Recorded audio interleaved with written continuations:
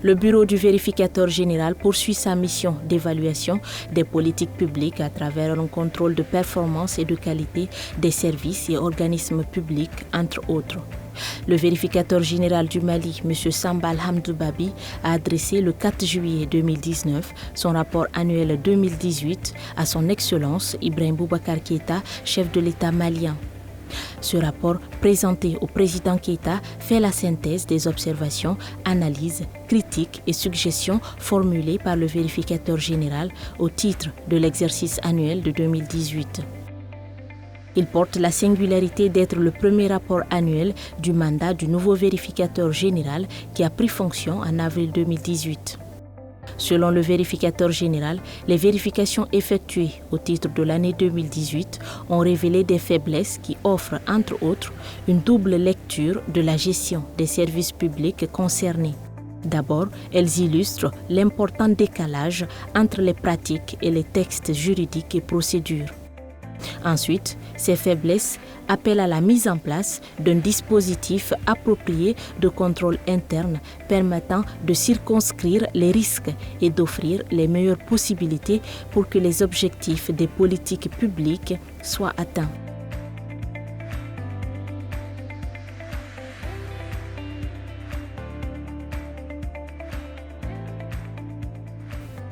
Nous sommes au 23 juillet 2019. Suite à la remise officielle du rapport annuel 2018 au président de la République le 4 juillet, suivi des remises au chef du gouvernement, au président de l'Assemblée nationale et celui de la Cour suprême, le vérificateur général a présenté le même rapport aux partenaires techniques et financiers. D'entrée de jeu, le vérificateur général a exposé la vision stratégique qui va accompagner son mandat.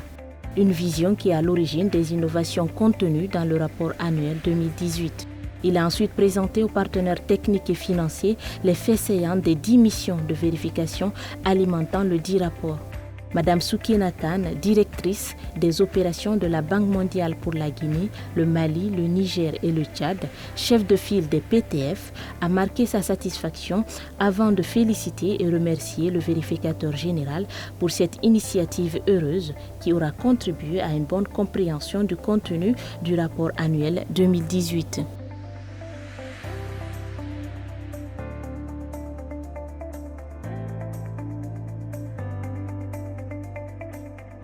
2 août 2019. Dans l'exercice des activités, le vérificateur général n'a pas exclu la presse.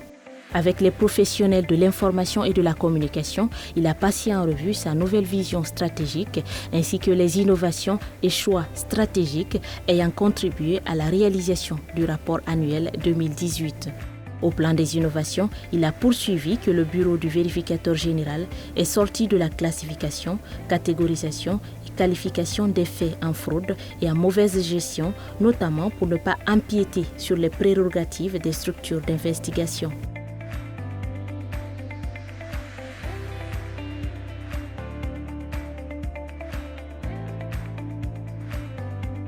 « 8 août 2019.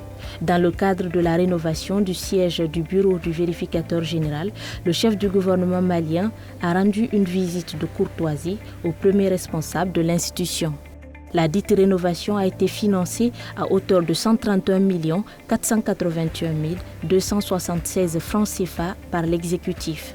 Après avoir remercié le gouvernement, le vérificateur général dira que cet espace offre l'avantage de tenir le bâtiment principal à l'écart du bruit de la circulation, d'avoir une vue d'ensemble du bâtiment depuis la voie et laisse l'opportunité de prévoir des parkings extérieurs.